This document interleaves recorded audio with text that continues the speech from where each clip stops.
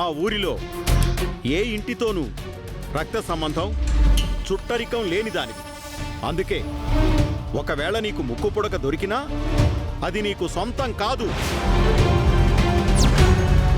అది నీకు దక్కాలంటే ఈ ఊర్లో పుట్టినిల్లైనా ఉండాలి, లేదా మెట్టినిల్లైనా ఉండాలి. అప్పుడే అది నీ సొంతం అవుతుంది.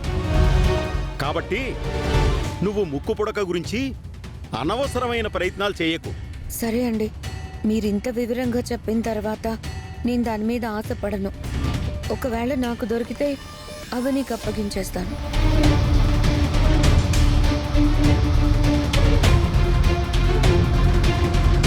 అయ్యా అయ్యా, పోలీస్ వారు బయలుదేరారు.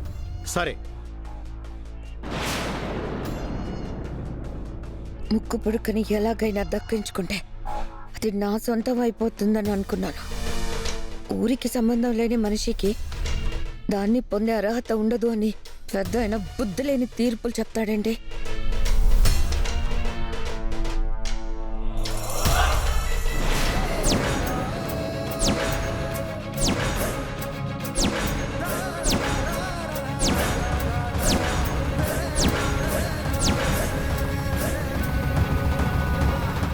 ఏంటవని అలా చూస్తున్నావు? నువ్వు మొహం అమాయకంగా పెట్టినంత మాత్రాన నీ ఒరిజినాలిటీ బయటపడకుండా ఎందుకుంటుంది? ఆడియో మీన్ అవని? ఆఫీస్ వర్క్ మీద వచ్చాను అని అందరినీ నమ్మించావు. ఊరి కోసం నువ్వు కూడా కష్టపడుతున్నావు అని కూడా నమ్మించావు. వాళ్ళు నీ మొహం చూసి నమ్ముతున్నారు.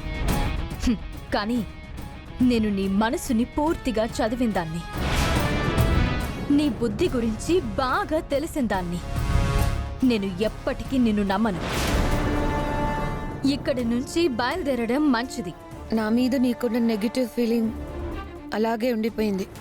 నేనెన్ని మంచి పనులు చేసినా, చేస్తున్నా, చేయబోయినా నీకు నమ్మకం కుదరదు.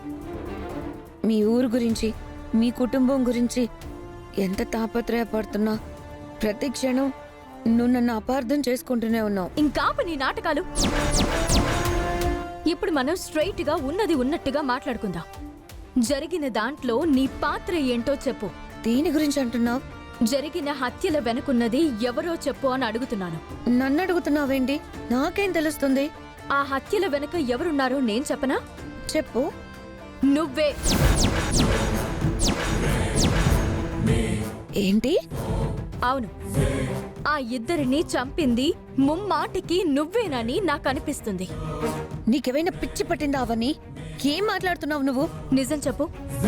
ఎందుకు వాళ్ళని చంపావు? వాళ్ళని చంపాల్సిన అవసరం ఏమొచ్చింది? బలవంతంగా నన్ను ఒప్పించే ప్రయత్నం చేద్దాం అనుకున్నావా ఏంటి? మర్యాదగా నిజం చెప్పు, లేదంటే పోలీసులే నీతో నిజం చెప్పిస్తారు. ఏం ఆధారం ఉందని ఇష్టం వచ్చినట్టు మాట్లాడుతున్నావు? ఆధారం లేదు కాబట్టే ఇంకా నిన్నిలా బ్రతిమాలుతో అడుగుతున్నాను. ఆధారం ఉండుంటే నీ పరిస్థితి వేరేలా ఉండేది. అటువంటి ఆధారం దొరికిన క్షణాన నీ పరిస్థితి ఎలా ఉంటుందో నువ్వు ఊహించలేవు. అప్పుడు నీ డబ్బు, నీ పరపతి, నీ పలుకుబడి ఏవి నిన్ను కాపాడలేవు. తప్పు చేసిన వారు దైవం నుంచి, నా నుంచి, చట్టం నుంచి తప్పించుకోలేరు.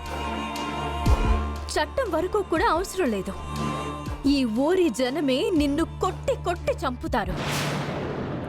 ఇకపోతే ముక్కుపుడక విషయంలో నీకు ఎటువంటి అర్హత లేదు అని జగన్నాథం గారు వివరంగా చెప్పారు కాబట్టి ఇంకా నువ్వు ముక్కుపుడక విషయంలో దూరంగా ఉండడం మంచిది. ముక్కు పుడక కోసం ఎంత దూరమైనా వెళ్తాను. దాన్ని దక్కించుకోవడానికి ఏదో విధంగా నాకు అవకాశం దక్కుతుంది.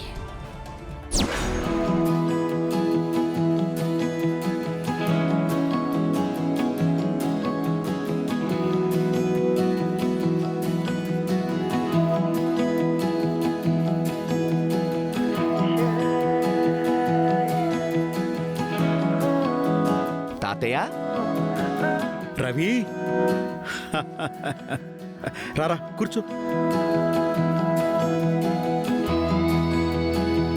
ఇక్కడి పరిస్థితులేమీ బాగాలేవు. ఈ ఊరికి రాకుండా నీ ఉద్యోగం ఏదో నువ్వు చేసుకోరా అని చెప్పాను. నా మాట వినకుండా వచ్చేశావు. నిన్ను అర్జెంటుగా చూడాలనిపించింది, అందుకే వచ్చేసాను తాతయ్య. ఇప్పుడు ఏమైందని? ఈ సమయంలో నీకు తోడుగా ఉండాలనిపించింది తాతయ్య.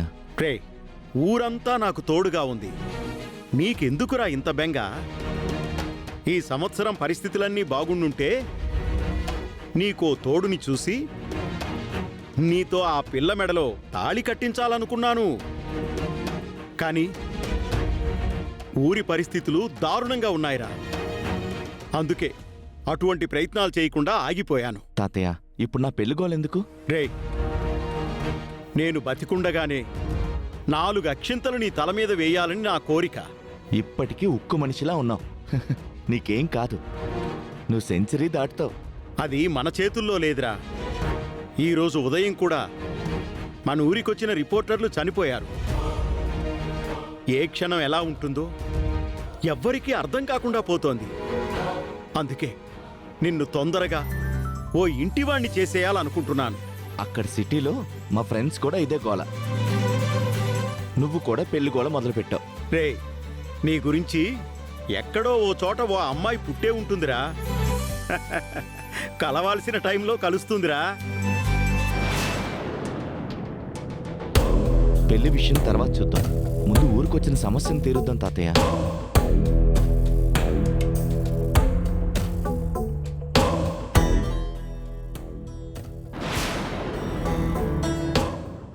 చెట్టు రంగు పూర్తిగా మారకముందే ముక్కు పుడక బయటికి రావాలి, లేదంటే ఊరు వల్లకాడవుతుంది.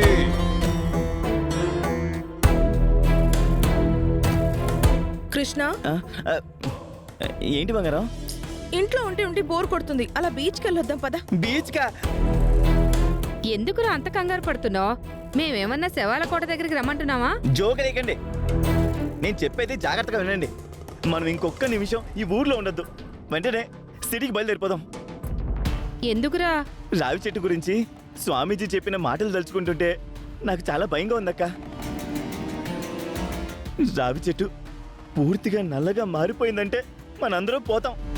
అందుకే ఇక్కడి నుంచి వెళ్ళిపోయామంటే బ్రతికిపోతాం. ఏమంటారు? ఆ దుష్ట శక్తి మన జోలికంత తొందరగా రాదులే కృష్ణ. అదేమైనా మన బంధమా, బంధువా, చుట్టమా, స్నేహమా? మన ఇంటి పని మనిషా? మన పంటలు పండించే కౌలు రైతా?